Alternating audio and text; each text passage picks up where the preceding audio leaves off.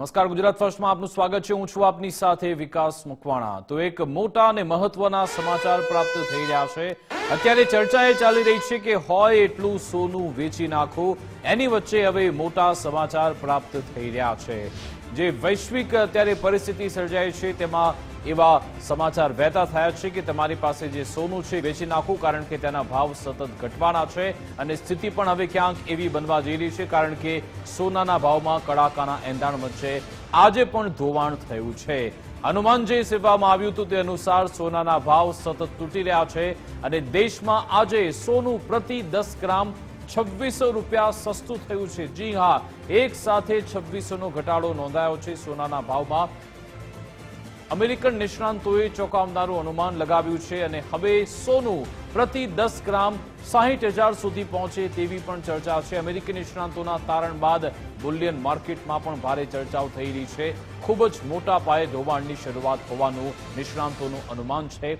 અમેરિકી research firm morning સ્ટારે પણ મોટું અનુમાન વ્યક્ત કર્યું છે. ટ્રમ્પના રેસિપ્રોકલ ટેરિફ અને ટ્રેડ વોરથી સોનાનું ધોવાણ થશે તેવું આકલન છે. ભારતમાં સોનાનો ભાવ પ્રતિ 10 ગ્રામ 60,000 સુધી પણ જઈ શકે છે. વિશ્વભરમાં સોનાના ઉત્પાદનમાં પણ વધારાની સીધી અસર છે. બજારમાં ઉપલા સ્તરે સોનાની માંગમાં ઘટાડો પણ તેની પાછળ જવાબદાર છે. સોનામાં રોકાણની વધારે માત્રા પણ હવે દબાણ વધારશે. આજ અંગે વાતચીત કરીશું. અમારી સાથે ન્યૂઝરૂમથી મુફદ્દલ કપાસી જોડાઈ ગયા છે. મુફદ્દલ, ગઈકાલે તમે દિવસભર આ સમાચાર પ્રસારિત કર્યા હતા કે હોય એટલું સોનું વેચી નાખો, કારણ કે માર્કેટમાં આ વાત વહેતી થઈ છે અને હવે જાણે કે ચરિતાર્થ કરે છે એ પ્રમાણેના સમાચાર. એક સાથે આટલો મોટો કડાકો છેલ્લે તમે ક્યારે જોયો હતો ને આ બધા જે અત્યારે પરિસ્થિતિ સર્જાઈ રહી છે તેની પાછળના કારણ અને આકલન શું છે? વિકાસ, એક ટ્રેન્ડ ચાલતો હોય છે કોઈ પણ સમયે અને મોટા ભાગે ઇન્ટરનેટ પર આ પ્રકારની ચર્ચા થતી હોય છે કે તમારી પાસે જેટલું સોનું હોય એ બધું જ અત્યારે વેચી નાખો. પણ એની અંદરનું સત્ય શું છે એ પણ સમજવું જરૂરી છે. મૂળ તો અમેરિકી નિષ્ણાંતોએ આ ચર્ચાની શરૂઆત કરી અને એ ચર્ચા ન માત્ર એમણે વૈશ્વિક બજારો માટે પણ ભારતીય બજાર માટે પણ કરી હતી કે સોનું જે 90,000ની ઉપર પહોંચી ગયું હતું એ ઘટીને 60,000ની અંદર જઈ શકે છે પ્રતિ 10 ગ્રામ. એટલે કે દરેક ભારતીય જે સોનાની અંદર રોકાણ કરે છે એના માટે સૌથી મહત્વના આ સમાચાર હતા કે જો સોનું પ્રતિ 10 ગ્રામ 60,000ની અંદર જાય તો અત્યારે જે 90,000 આસપાસનો ભાવ છે એમાં એ વેચીને નફો બુક કરી શકે છે. એટલે આ જે ટેગલાઇન છે કે તમારી પાસે જેટલું સોનું હોય એટલું વેચી નાખો એ ઇન્ટરનેટ પર વાયરલ થઈ રહી છે. હવે મૂળ મુદ્દા પર આવીએ કે ગુજરાત ફર્સ્ટે ગઈકાલે ઘણા બધા નિષ્ણાંતો સાથે વાતચીત કરી, લાઈવ ચર્ચા પણ બુલિયન એક્સપર્ટ સાથે કરી.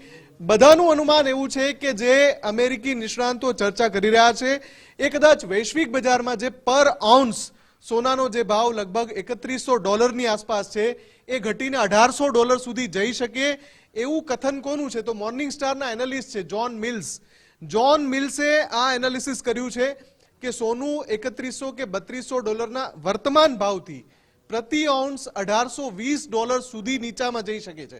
હવે આ એક સંભાવના છે, આ એક પ્રકારની આગાહી છે અને આમાં કદાચ હાઇપોક્રેસી પણ હોઈ શકે છે. ભારતીય બજારની જ્યાં સુધી વાત કરીએ તો ભારતીય બજારના કેટલાક કારણો પણ છે કે સોનું ઘટવાનું છે. બીજી તરફ જે શેર માર્કેટ છે અત્યારે દબાણમાં છે અને જ્યારે પણ શેર માર્કેટ પ્રેશરમાં હોય, જ્યારે પણ શેર માર્કેટ નેગેટિવ ચાલતું હોય તો ભારતીય રોકાણકારો શું કરતા હોય છે? ભારતીય રોકાણકારો સોનામાં રોકાણ કરતા હોય છે, કેમ કે એમને ભરોસો છે કે શેર બજાર તૂટી જશે ગમે ત્યારે પણ સોનું ગમે ત્યારે તૂટશે નહીં. અત્યાર સુધીનો જે ટ્રેક રેકોર્ડ છે સોનાનો એ તમે જો જોઈ લો તો સોનું એવી રીતે તૂટવાનું નથી. પણ હવે જ્યારે આ એનાલિસિસ જ્યારે વાયરલ થયું, આ જે મોર્નિંગ સ્ટાર વાળા જ્હોન મિલ્સ છે, ત્યારે ભારતીય જે નિષ્ણાંતો છે એમણે પણ બુલિયન માર્કેટમાં જે ચર્ચા શરૂ થઈ એને લઈને અનુમાન લગાવ્યું કે હા, સોનું ઘટી શકે છે પણ કેટલું ઘટી શકે છે? અત્યારની સ્થિતિએ જોવા જઈએ તો છેલ્લા 2-3 ટ્રેડિંગ સેશનથી સોનું ઘટી જ રહ્યું છે અને એના ઘણા બધા કારણો છે. એક તો ઉપલા સ્તરે ભાવ પહોંચી ગયો છે એટલે દબાણ જોવા મળી રહ્યું છે. બીજું, વૈશ્વિક સ્તરે સોનાના ઉત્પાદનમાં સતત વધારો થઈ રહ્યો છે, એની પણ અસરો જોવા મળી રહી છે. ત્રીજું, અત્યારે એક આશંકાના કારણે લોકો શું કરી રહ્યા છે? પ્રોફિટ બુકિંગ પણ કરી રહ્યા છે આ આશંકાના કારણે. એટલે થોડા ઘણા અંશે સોનું ઘટી રહ્યું છે. આપણે જે એક્સપર્ટ સાથે વાત કરી એ જણાવી રહ્યા છે કે સોનું કદાચ ઘટીને 80,000 સુધી જઈ શકે પ્રતિ 10 ગ્રામ, પણ 60,000 કે એની નીચે સોનું જતું રહેશે એવી કોઈ સંભાવના નથી દેખાતી. ઉલટાનું ઘણા બધા એક્સપર્ટ એવા પણ છે જે કહી રહ્યા છે કે સોનું વધીને 1 લાખની બહાર જતું રહેશે. પ્રતિ 10 ગ્રામ 1 લાખથી પણ વધારે મોંઘું જશે. એટલે આ આખી વાત વિકાસ જો અને તોની વચ્ચે છે. ઘણા બધા એનાલિસ્ટ વચ્ચે મતાંતર છે આની અંદર, પણ એક સત્ય અત્યારે એ છે કે જે એક ભયંકર તેજી ચાલી રહી હતી સોનામાં, એમાં પહેલો બ્રેક આવી ગયો છે અને ઘટાડાની શરૂઆત થઈ ગઈ છે. 2 થી 3 ટ્રેડિંગ સેશનથી સોનું ભારતીય બુલિયન માર્કેટમાં તૂટી રહ્યું છે અને હવે આ જે કડાકો છે એ ક્યાં જઈને અટકે છે એ જોવું રહેશે વિકાસ. પણ મુફદ્દલ, બીજી વાસ્તવિકતા એ છે જે આપણે ઓફ રેકોર્ડ હમણાં વાત કરી કે સોનાના ભાવમાં ઘટાડો તો થયો છે, જે છેલ્લે કદાચ 93,000 આસપાસ હતો, અત્યારે 88,000 સુધી પહોંચી ગયો છે. એ તો વાસ્તવિકતા છે કે આ થોડા સમયગાળામાં એક સાથે 5,000નો કડાકો તો થયો છે. એટલે વિકાસ, જો અનુમાન તો સાચું પડી રહ્યું છે, જે અનુમાન લગાવી રહ્યા હતા નિષ્ણાંતો, હવે એમનું વર્ષોનું એનાલિસિસ હોય એના આધારે આકલન કરતા હોય, અનુમાન લગાવતા હોય, એટલે અનુમાન સાચું પડી રહ્યું છે. એવા વૈશ્વિક કારણો તો સર્જાયા છે કે જેના કારણે સોનું હવે એક પીક વેલ્યુ પર પહોંચી ગયું છે. ત્યાંથી હવે પ્રોફિટ બુકિંગ પણ થવાનું, કેમ કે ડિજિટલ ગોલ્ડમાં પણ બહુ બધું ઇન્વેસ્ટમેન્ટ થાય છે. માત્ર ઘરેણા જે જ્વેલરી ખરીદવામાં આવતી હતી પહેલા અને એ જ્વેલરી ફિઝિકલ ગોલ્ડ તરીકે રાખવામાં આવતી હતી એવું નથી. અત્યારે ઘણા બધા જે યુવા ઇન્વેસ્ટર્સ છે એ ફિઝિકલ ગોલ્ડમાં ઇન્વેસ્ટ કરે છે અને આ પ્યોર ઇન્વેસ્ટમેન્ટ છે. જેવું એવું લાગે કે હવે આ સમય છે પ્રોફિટ બુકિંગ કરવાનો, તો પ્રોફિટ બુક કરે છે.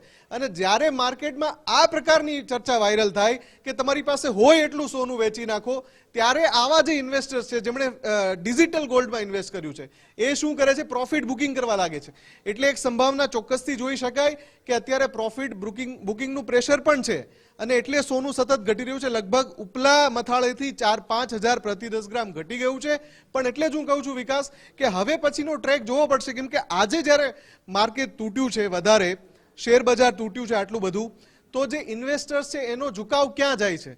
હંમેશા એવું જોવા મળ્યું છે કે જ્યારે શેર બજાર તૂટે એટલે રોકાણકારો સેફ ઇન્વેસ્ટમેન્ટ તરીકે સોના તરફ નજર કરે છે.